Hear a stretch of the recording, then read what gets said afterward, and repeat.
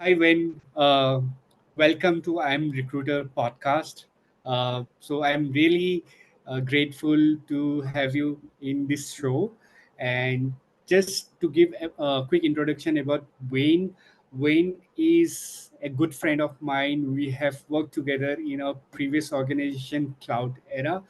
Wayne is currently located in Australia. He is head of TA for Simple Machine. Wayne have lots and lots of experience in TA plus other domain as well. And Wayne is a great mentor as well as a coach.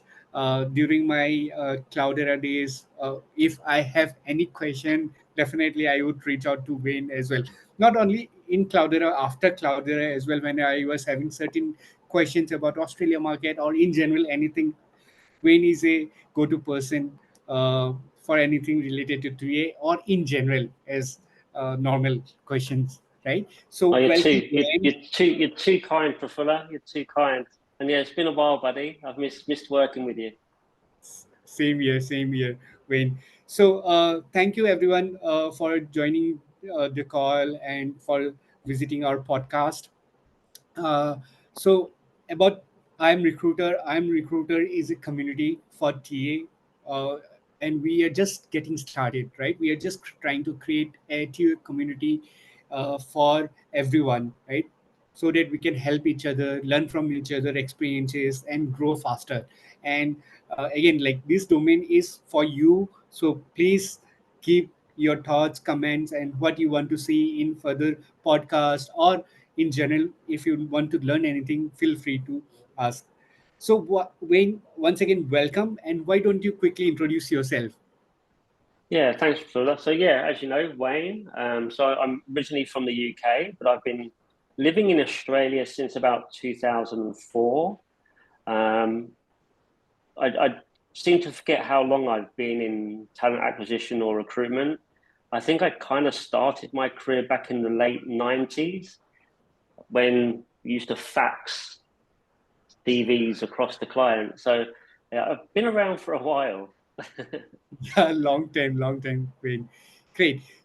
Can you also quickly tell me a little about your journey? Like, what made you join or come into recruitment industry? Because you have vast experience into different domains, different industries across, right? So, why did you join and choose recruitment?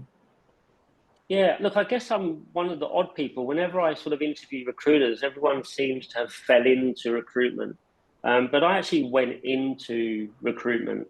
I was working in a completely different industry, and a friend of mine said, "Oh, you should do recruitment." And I was like, "What's recruitment?"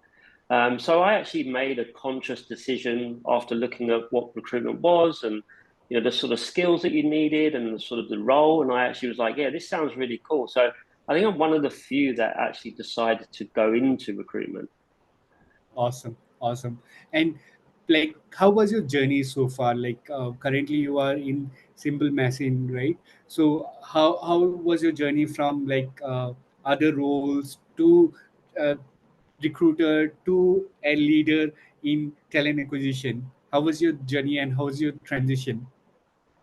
Yeah, I think my journey's been a bit different from most people. So, I was back into recruitment in the old days where there were no computer systems, and it was all on flick cards. I worked predominantly in like catering recruitment or construction or lorry drivers. And I did that for about 8 years in the UK until I moved across to Australia in probably around 2004. Now, I've always had a personal background in technology. So moving to Australia and going into technology recruitment was just really a natural pathway for me. So came over here, relocated, started my journey in Australia and started in tech recruitment. And I did that for probably about 8 years. Um, I think after a while, you kind of get to a fork in the road, which a lot of my friends have done. You either set up your own recruitment agency or you do something different. And I kind of went the latter. So I knew that I didn't have the passion for agency recruitment, but my passion was around learning how businesses grow, learning more about the workings of a technology company. So the natural progression for me was to move into internal recruitment, and then that led me into sort of talent acquisition. Okay, great journey. Okay, so like you have mentioned back in days, right? You when you started, you had different kind of people. How was your experience at that time, and how does the industry have evolved currently with the use of technology and all? Yeah, look, I think one of the advantages of learning recruitment back in those days is that you didn't have any databases. Yes. So when you were meeting candidates, you had to remember a lot of people because you couldn't just do a keyword search and go, oh yeah, Prafula, he's perfect for that role. So I think what it taught you was to have a really, really good memory and remembering all the good candidates that you've met. So I think one of the things that I suppose that gave me once technology came about is that I had a really good memory about candidates. Even candidates that I'd interviewed like 2 or 3 years ago, I still kind of remembered who I need to reach out to. And that's kind of followed me all the way through my career. Even in my current role now, I'm still remembering and chatting to candidates that I may have interviewed like 4 or 5 years ago. Yep. So again, like since you are good with remembering people from your connections as well, right?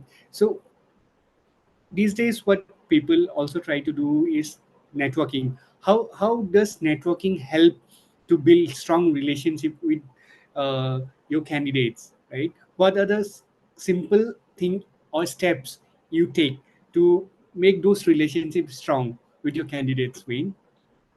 Yeah, I think, look, one of the things that you've got to remember is, and someone taught me this many, many years ago, sometimes a candidate can end up being a hiring manager.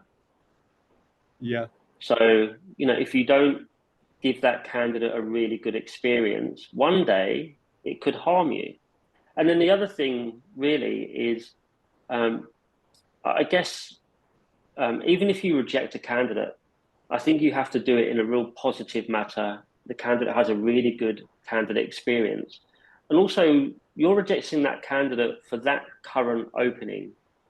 It doesn't mean that that candidate might not be successful for a role further down the line in a couple of years' time at a different company. So I think, one of the things that I've always tried to do is treat this as a networking role because you never know when you're going to need the candidates that you speak to on a regular basis, years apart. For example, last year, we hired a guy that I think I spoke to about 5 years ago, and we've kept in contact. We've shared industry news.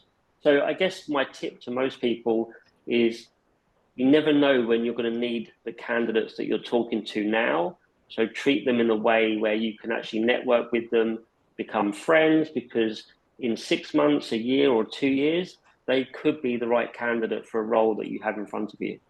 totally agree, and great tips, I would say, Wayne. And again, a great example, right? What you have given, that uh, current candidate might be a future hiring managers, right? We don't know, but that's the possibility. You might be working together and he might be a hiring Yeah, manager at the time, and the experience you have provided, it will reflect back some or the other way. Perfect. correct. Yeah, correct. So moving to our next question, right? You have a huge experience altogether. Like definitely in those experiences, you have gone through certain ups and downs, right? Certain positive as well as learning opportunity, I would say, right? From hiring manager perspective as well as candidate perspective. So can you also give some of those experiences from your past, Wayne? Yeah, I think firstly, if you're in talent acquisition, one of the things that's really going to help you is really understand the business. So I think some people really try and understand the job description and just really use it as a keyword document. I think when you're hiring people, there's a lot of information that is never really contained within the job description. And I think one of my biggest tips is really getting involved with the hiring managers or other people within those teams and really understanding what isn't in the job description. Job descriptions typically are a wish list. And I think by talking to the current team members and really understanding what their roles and their day to day looks like can really expand the job description to really help you find the right candidate. Great, great, great. Definitely. I do agree, right? All the hiring managers have the JD and they put all the wish list they have. Definitely talking to current employees in the team might help us understand their day-to-day work, right? Whether that wish list is really required or it's just a wish list of the hiring manager, right? So, Yeah, can you? and look, I think it's Yeah, also our role within talent acquisition to really challenge job descriptions as well. And I think, if I look at some of the people that may have not been overly successful in talent acquisition, is that they've taken the job descriptions on face value. I think part of our role, we're engaged or hired by organizations because of our expertise within talent and recruitment. So I think you have to challenge job descriptions and you have to provide your market knowledge to say, yeah, look, you can find X, Y, Z, but in the market at the moment, you're not being able to get someone that has A and B with X, Y, Z. So I think moving into that consulting or advisory role and really challenging job descriptions, but partnering with the business units to really advise them on how best to find this person in the marketplace. Because I think we've all had requirements or requisitions or job descriptions whereby we know those people just don't exist at the moment for a number yeah, of reasons. And I think what you need to do as a talent acquisition specialist is advise on the market data of why that job description is not going to be easy to find, and then work with them to maybe recraft a role that meets their demands but has a bit more flexibility. totally agree. Totally agree.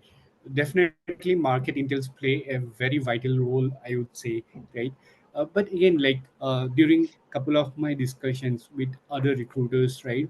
Uh, they have the market intel, but the challenge is what most of the recruiters these days face is how to influence the hiring manager. So can you also share a couple of your experiences, like what you do to influence the hiring manager? Because many of time hiring manager are might be rigid with the job description, or like might not rely on the market intel what you are providing. So how do you build that trust, or how do you influence your hiring manager? Yeah, look, I think firstly, and I think it is getting better, but historically, talent acquisition and recruitment teams have been viewed as a transactional business unit. Yes, I think the very first thing that you need to do before you can advise or go into the consulting side of talent acquisition is really form trust and become that trusted advisor.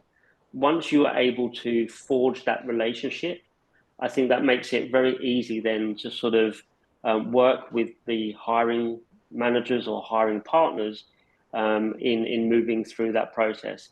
So I guess once you maybe are working with a new hiring manager, I think the very first thing that you need to do is to build that trust. And yep, the way you can do that is be really knowledgeable about their business unit, understand their domain, and bring insights so that they know that you are an expert within that area that they can trust and rely on you to help them close their requisitions. totally agree, totally agree. uh, Again, like before meeting any hiring managers, I would suggest recruiters to do some background about the role, about the hiring manager, about like the team, so that about the product, so that we have the right information to talk to the hiring managers, so that hiring manager feel that at least the recruiter understand his or her language, right? Let's say if we go without any preparation, hiring manager just might think that hey, this is just a recruiter and it will be a transactional Yeah, role. yeah. Yeah, Yeah, I mean, look, how many times have we worked with external recruitment agencies and their first question is, tell me a bit about your company.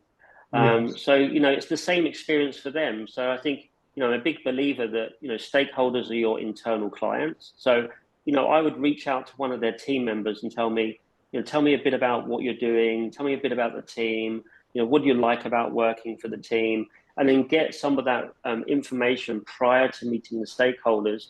And I think that shows that you're really committed. You've spent some valuable time understanding his business unit, which in turn is going to help you in finding the right person to fill that role. Totally agree. And great advice, Wayne. Definitely understanding the business help a lot in building the trust, I would say. And once you build the trust, it's much more easy to influence any stakeholder, right? Yeah, yeah. Great. So moving to our next questions, right? Like the tips for our fellow recruiters or aspiring recruiters or someone who is aspiring to become a manager from IC to manager. So any suggestion or any advice when what is most required to be successful in TA overall? I guess, if you're looking to go from like an IC role to a manager role, I think you have to do a bit of a mind shift. So if you're an IC role, success is driven by yourself. Yeah. Um, my tip, if you want to be a strong leader within talent acquisition, is your success is down to your team. So I think there's a big mental shift. And I think this is where some people that move into management roles and leadership roles don't perform well because they still think that success is by them. I think the good leaders understand that they're only successful by the success of their team. So I think, moving into a leadership role, I think you really want to try and focus on knowing your team personally, understand who they are individually. Each will have different motivations and goals, and then really partnering with them to make them successful. Because if your team's successful, you're successful. And so I guess that's one of my biggest tips about being a leader. Yep. And I have seen you and really seen your team grow as well, Wayne, in past. Like, so how do you connect with your team, and how do you know what's their motivation, right, in general, and how do you often connect and guide them?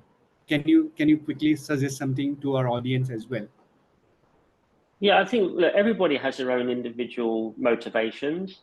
And I think it's really understanding what each person's motivations are. Understanding the hobbies, what they do outside of work. I mean, you and I have had many conversations about similar hobbies. Yes. I remember, Sumit and I having loads of conversations about photography. I Yeah. think it's just building and forging those close relationships with people. Okay. But I think the main thing is just understanding what the individual's motivations are and what they want to get out of the role, because each person's going to be different. And I don't Yes. think you can be a really good leader until you understand what the individual person's goals or motivations are. And everyone sees success different as well. So Yes. what my success looks like is different from your success. And I think it's just, understanding that and then really putting into a plan how you can help that person be successful. And also, I believe not just in work. So if I can help you be successful in your personal life, I think that's still traits of a really good leader as well. Totally agree. Definitely great tips to all the aspiring leaders. So if you want to be a successful leader, definitely you should have a good understanding about your team members, like what's their motivation level is. Again, like you can just do that by finding time to connect with them, talk to them, not about work in general, like about their work life, what they love to do apart from work and all those things. And later on you can relate both the thing and help them motivate. Yeah.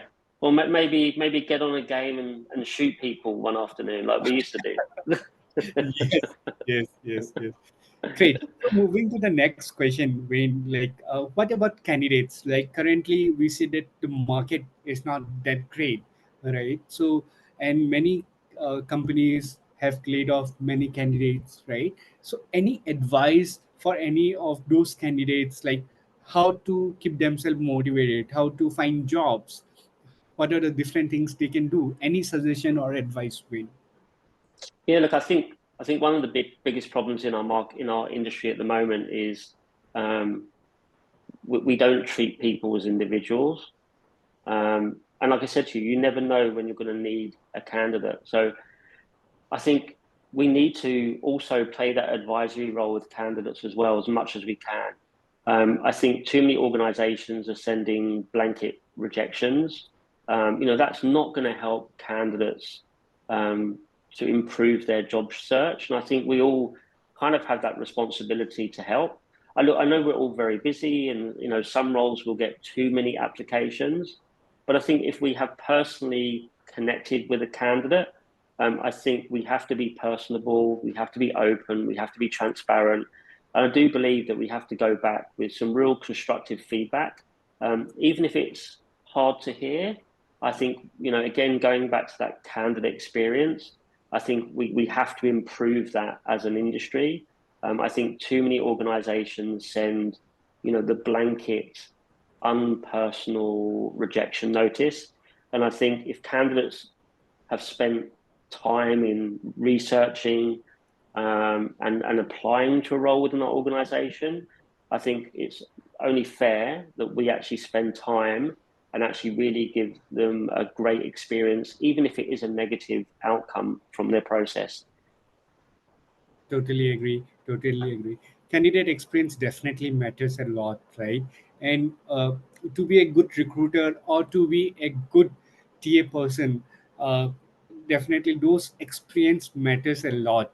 And the experience we can give by talking to the candidates, uh, have the personal connect with its candidate. Again, like what Wayne have mentioned, that we shouldn't put the blanket rejection to all the candidates, right? So instead of that, we can find out some time and customize some personal uh, time for that candidate and share the feedback accordingly, so that later on, if there is any relevant role, we can reach out to the candidate and candidate is ready to join the company, right? Because of the good Yeah, experience. yeah, you're right. And I think our role is to. I really see our role in talent acquisition as a sales role. So our role is to hook uh, passive candidates or active candidates into really wanting to work for your organization. Um, so I do think it is a bit of a sales process. So what we want to happen, even if candidates have been rejected, we want them to still really want to work for our organization. And, Yes. we want them to feel, damn, I really want to work for that company.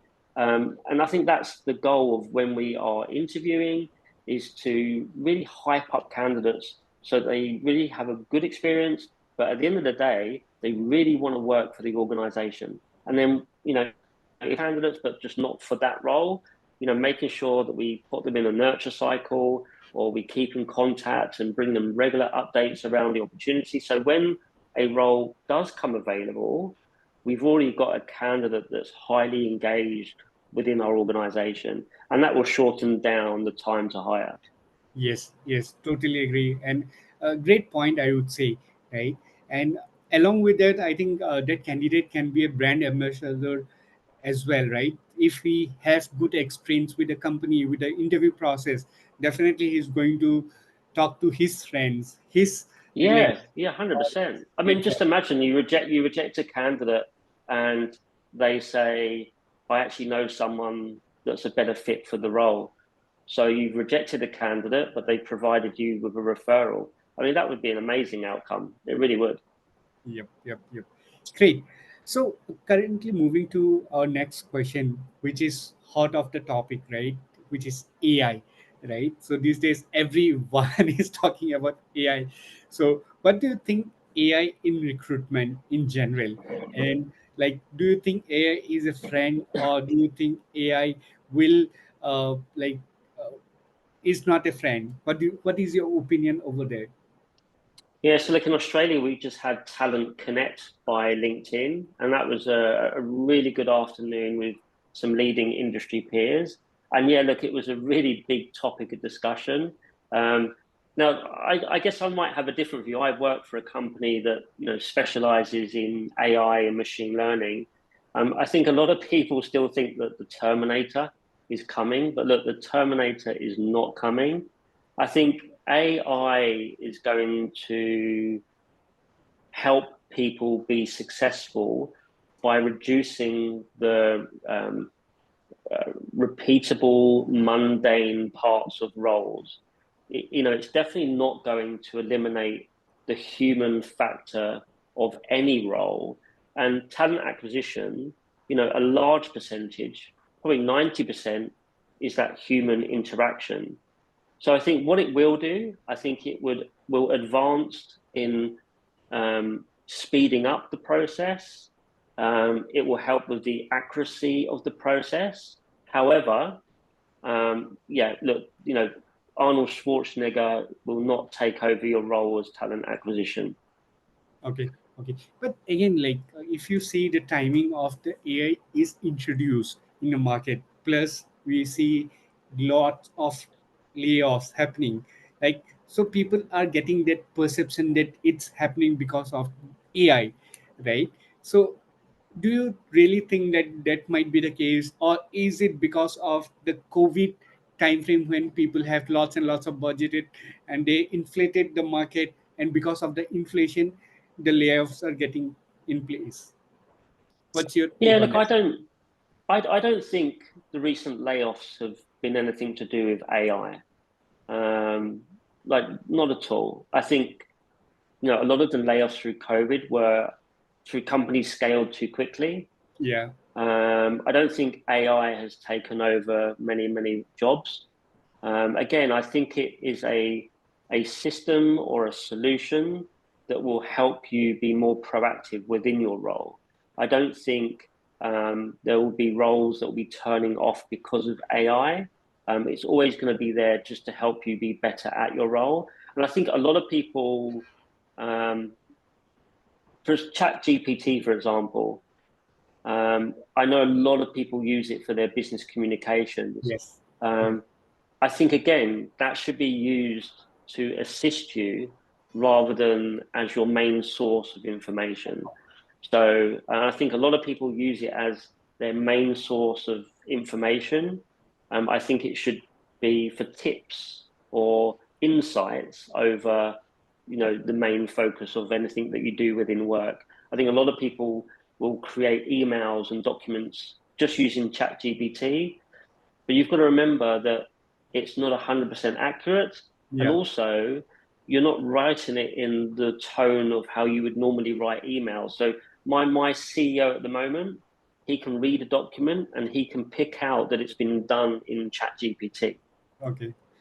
because there is a certain tone with Yes. AI. Yes. It's not intelligent, it's artificial intelligence. Totally agree. So you have mentioned about like ChatGPT and uses of AI in certain business cases, right? So in recruitment in general, so can you also tell me some of the places where we can use the AI and which will help us to be more productive, or let's say which will take some of our repetitive tasks, and so that we can focus on more strategic role, I would say. So, can you suggest some of the things which are happening in recruitment along with AI? Yeah, so I know a lot of people, use AI for searching for candidates. Um, I kind of think that's not best practice, and I'll tell you why. Um, AI is relying on the information or data within the CV. I think good recruiters and good talent acquisition people, they don't look at CVs from a keyword search aspect. They know how to read between the lines. So, for example, you may be looking for a certain technology. Now, it might not be highlighted in the CV, but by reading a recent project, you know that person gained experience within something. AI is not going to be able to help you Yep. read between the lines of somebody's experience. So, look, I think it can cut down the workload, But I personally, I don't see at the moment if AI is at the right stage to really help me in my role. So, I might use it to try and cut down some of my workload. But predominantly, all I use AI for, or Chat GPT, is really going back to like understanding my stakeholders. So if we're hiring for a new business unit or a new technology, I will use Chat GPT to understand the basics of that technology, which makes me better informed. And then when I'm speaking to the stakeholder or hiring manager, I come across as more knowledgeable. So at the moment, I don't really use AI currently, because I actually, when I look at CVs, for example, I'm not looking at the keywords. I'm reading between the lines to find the type of person that I need to interview. But I think it will get better. But I think, you've got to look at AI as a child. Even though its development is rapidly becoming a teenager, I think when it becomes an adult is when it's going to be most beneficial for people, if that makes sense. Yep, yep, yep, definitely. Great answer, I would say, and loved it. Your perspective as well. Like it's we shouldn't always rely on AI. We also, as a recruiter, as a human, also try to understand certain points which AI can't recognize. Right, read between the lines, which Wayne have mentioned, uh, and definitely being a recruiter, we can understand that if we try to go through the process, right, without relying much on AI. Great. So coming to the next question, we have discussed lots about recruitment currently. Like, just wanted to know a little bit more about Wayne, right? Who Wayne really is, right? So what do you do when you get time, Wayne, apart from recruitment? Yeah, look, I'm getting pretty old now, and I've sort of realized that I need to get fitter and fitter and fitter the older I get. Um, I mean, look, I'm a massive tennis player, so I play tennis a fair amount. I play a lot of cricket in my local area, so I go to the gym. I like to keep fit and healthy. I'll always have some kind of hobby or random thing happening in my personal life.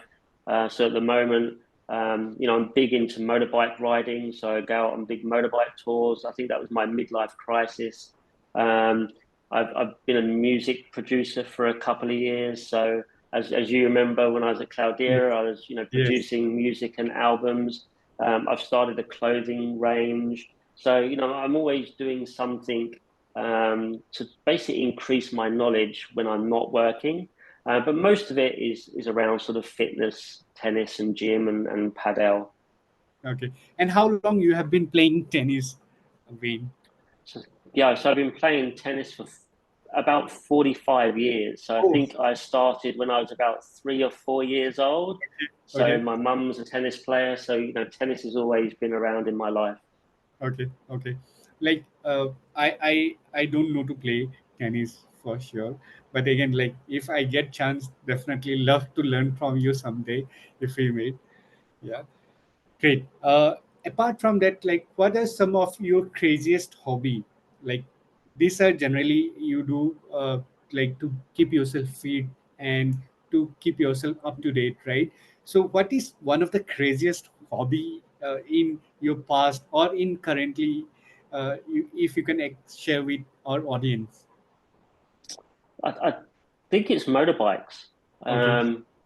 Like I was pretty late in my life, so I was probably what, mid 40s, had a midlife crisis and bought a motorbike.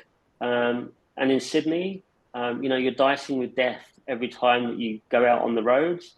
So I think that's probably the craziest thing that has happened to me in the last few years, because maybe every weekend someone tries to kill you.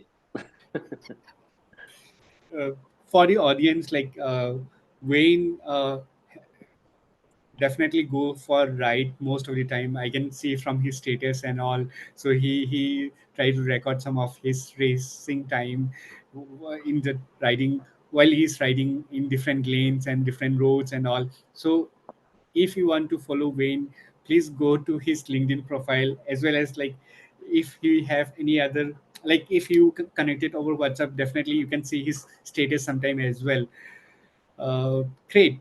So moving to our next question, Wayne, like currently we see that there has been lots of hiring which is on slow or kind of on hold, and in certain pockets companies are hiring. Like what's your perspective on that in terms of hiring? uh, will the market evolve or like improve in coming quarters? How do you see the market? Yeah, I guess where I am at the moment, we're pretty busy. So, last year we grew the business by 52%. This year we'll probably double the growth. We'll also launch into the US. I think that there are a lot of organizations that are hiring, but I think there are a lot of organizations that did overhire over the last few years, and especially coming out of the COVID period. Yeah. Um, I think it will get better. But it's in Australia, definitely. I know I do a lot of work in the UK, and the UK has been really impacted, and there has been a lot of redundancies in the UK as well. I think these are cycles. So I think every 5 or 6 years we seem to go through this cycle, and especially within technology. Google will go through, a load of redundancies, and other organizations, and then they will start building up that company again, and then in 4 to 5 years they'll go through another sort of cycle. Um, I think globally, a lot of areas are sort of entering into recession, but I think look, there is a lot of growth out there as well. Especially in startup world, that is still pretty aggressive at the moment. Data, again, it's still quite a buoyant market to be in. But I think, look, I think it's going to be a tough sort of 12 to 18 months, but I do think the industry will bounce back like it always does. I mean, in the last 20 years in Australia, I think I've been through this cycle maybe 3 or 4 times. Okay, okay, great. Even I believe that there will be a quick bounce in overall the market, right? In terms of hiring, in terms of recruitment, Yeah. and one feedback or suggestion for our uh, like people who have been impacted with the layoffs. What is the best way to find jobs? Any tips you can give them, because I can see lots of people are trying to find jobs in LinkedIn and other job portals, but still they are not able to find jobs. Any suggestion or tips, Wayne? Yeah, look, it's definitely highly competitive. I know we were hiring for someone in the UK. I had to pull the job down within 8 hours because we'd had about 200 applications. I guess you need to be a little bit creative. Um, don't rely on just sending your CV, through an application. Do what I did with Cloudera. I found out who the hiring manager was. Um, I messaged our old Yeah. hiring manager. I messaged him on LinkedIn and said, look, before I apply, I want to go through why I think I'm right for the role. What value I bring you as the manager. I think, putting yourself in the hiring manager's shoes, and articulating the value that you're going to bring him and the value that you're going to bring team, I think is a really nice way. Because look, we all know in talent acquisition, if we get 3 to 400 CVs, or even 100 CVs, we're probably not going to review the majority of them. We're going to get to a point where we have identified what we think is maybe the top 10, and then we're going to work with the top 10 initially. So I think you have to be a bit more creative because you want to be able to stand out from the crowd. So I think, doing that research, contacting the hiring managers, making that personal approach, really thinking about how much value and what value you bring to that hiring manager, I think is a really nice way of, and a different approach to than just sending your CV through LinkedIn. Yep, totally agree. And again, like for all the job seekers, like what Wayne have mentioned, right? And he has given his personal experience as well, and as an example, right? So if you're looking out for a job, you have to be creative. You have to not just apply for a job, you have to do lots of creative stuffs, like what Wayne have did. He reached out to the hiring managers, he have shared his value proposition as well, right? How he can be a qualified candidate for that particular role. You have to be creative, but along with that you have to share certain data points why you are good for this certain role, right? There are, for a recruiter, we, like what Wayne have mentioned, within 8 hours we have got 200 plus resumes, and as a recruiter it's not feasible to go through 200 resumes in a span of like 20 days or 30 days time, right? We have to spend time and we have to start the interview process. So I would urge all the job seekers to go through the basics, how to create the resume, what are the different ways to be creative, how to reach out to different recruiters or different hiring managers, connect with them, Yeah, connect your network, and try to be creative as well. That way, there is more high possibility of you being shortlisted compared to other candidates. Great. Thank yeah, you. correct. Anything else you wanted to add in that topic before we I move to? get, yeah, I guess just look at your CV as well, and again, put yourself into the hiring manager's shoes and think about how can you articulate in your CV the value that you can bring him as someone within his team. So, make sure you have your achievements and the value that you brought. I think a lot of candidates still have one CV fits all. You've really got to adapt and think about the company and think about the team that you're applying to become part of.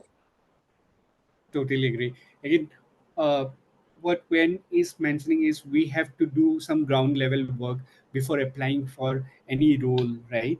And uh, most of the job seekers, what we have seen as a recruiter is you just create one resume and just try to apply that along with one resume to all the jobs, but Yeah, you have to modify your resume based on the job description. So try to take out some time before you apply for any role. That way you will be much more relevant candidates for the recruiters, and chances of you to getting shortlisted will be much more higher. Great. So moving to our next question, Wayne, what's your perspective on diversity? Because these days most of the companies are talking around like diversity, equity, inclusion. So what's your take on diversity, and why is it important for any organization, Wayne? yeah. Look, I think it definitely has to be at the top of any hiring strategy. There's obvious reasons, but also, we had a discussion a few weeks ago within our business whereby we were hiring people from similar consulting companies. Now, one of the advantages of hiring a diverse team is that you bring different mindsets, different experiences, which then allows greater innovation, drives a more creative mindset within an organization. So I think diversity is a very broad discussion, but I think you need to be a diverse business to break molds, to create innovation, and also, if you hire the same kind of people within the business, you're sort of getting the same experience. So, having a diverse team sort of breaks that mold and allows teams to be a bit more creative with their thinking process. Totally agree. Totally agree. Before hiring any diverse talent, definitely we have to think about why it's important within our organization and accordingly plan out within the team and reach out to the other candidates before we hire. Great. So with the interest of time, we have just last two questions. When Yeah. uh, one is like recruiting sometimes can be monotonous as well, right? So again, sometimes we might feel that it's kind of a thankless job, right? So how do you motivate yourself? You have been working in recruitment industry for such a long time, right? How do you keep yourself motivated, and how do you keep yourself on the toes, Wayne? Yeah, look, I think it's breaking down what you need to do every day into small segments. I think sometimes people will spend all day working a requisition. Your mind can only keep focus up to a certain point, and I think then what happens is that your mind just goes off into fairyland. So I guess what I tend to do, if I've got say 3 to 4 requisitions that I'm working, um, I'll do small little sprints. So quick impact search, and then move on to something completely different. So I might do like an hour blitz of resourcing a role, but then for say 30 minutes or 40 minutes do something completely different, and then do another sprint to resource another role. Just by breaking up the focus, I think sometimes we spend too long looking at one task, and then at a certain point your mind will just fade, and you'll just see words and numbers, and you'll lose focus. So I think breaking up into smaller sort of segments of work and different pieces of work throughout the day will help with you maintaining focus, and also keeping yourself engaged in those tasks as well. Totally agree. And great tips, I would say, right? For everyone, I think we have to like plan our week or plan our day in different tasks. It shouldn't be the same task for the whole day, right?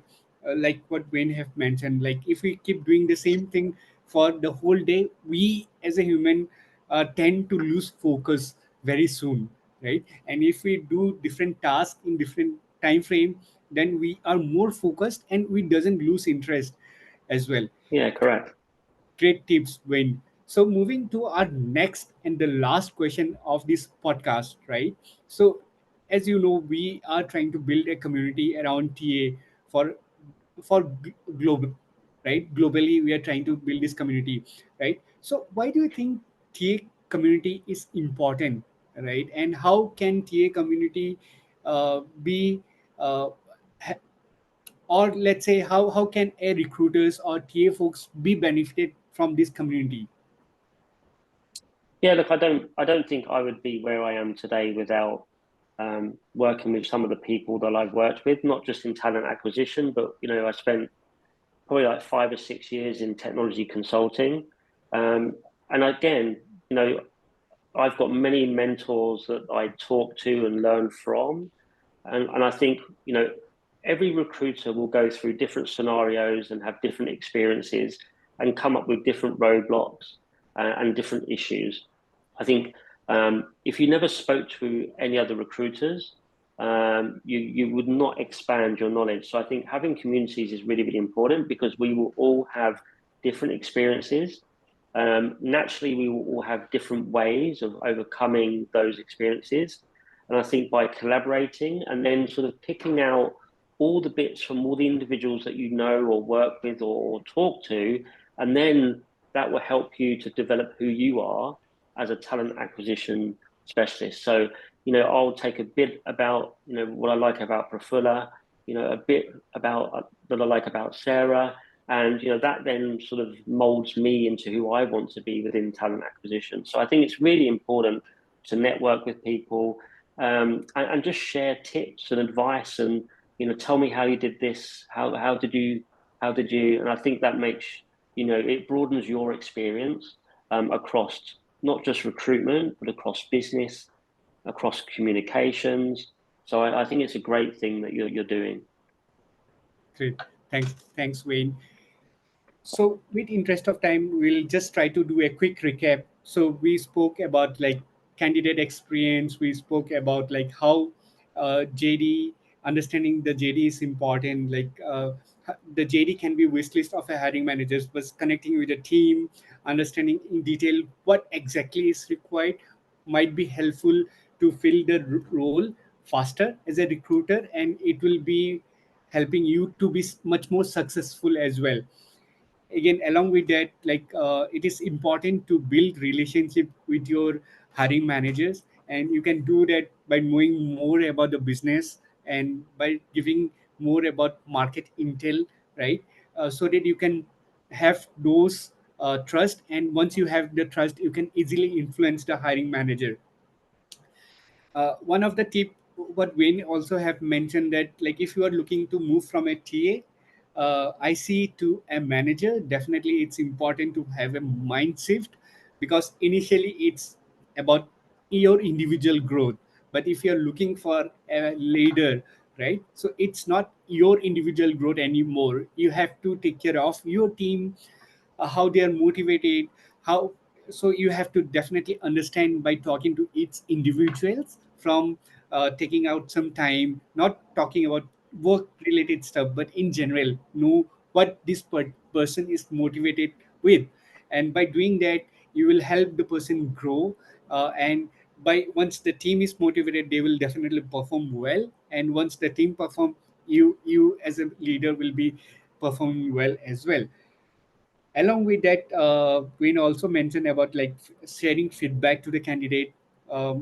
Again, it matters about candidate experiences. And we also discuss about AI, how it's helpful. uh, Definitely AI is not taking jobs for anyone. And yeah, Yeah. and last we also spoke about how TA community is important, to learn from different person experiences, what he or she have gone through the roadblocks and all. So these are the overall things we have discussed. And if you like this video or this podcast, please do like, comment, and share. And definitely, I will share Wayne LinkedIn profile as well in the comment section. So if you want to connect with Wayne, he's definitely a great leader to learn from. He is always helpful, and he is always reachable as well. And yeah, uh, with this, I would like to thank you, Wayne, for your time. Really appreciate, and looking forward to connect with you. Anything before we wind up, Wayne? Anything you want to talk? No, it's been awesome to catch up, Prafula. It's been a while. We had some really good times at Cloudera, and yeah, look, it's great that we've still connected and still stayed Yes, friends over the years. And yeah, look, it was a great. Thank you. Thanks for inviting me. sure, Wayne. Thank you for your time once again, and looking forward for more such conversation, Wayne. Yeah. Yeah, awesome. All right, cheers, Okay. Prafula. Okay. Bye bye. Take care. Cheers. Thanks, buddy. Bye. Bye.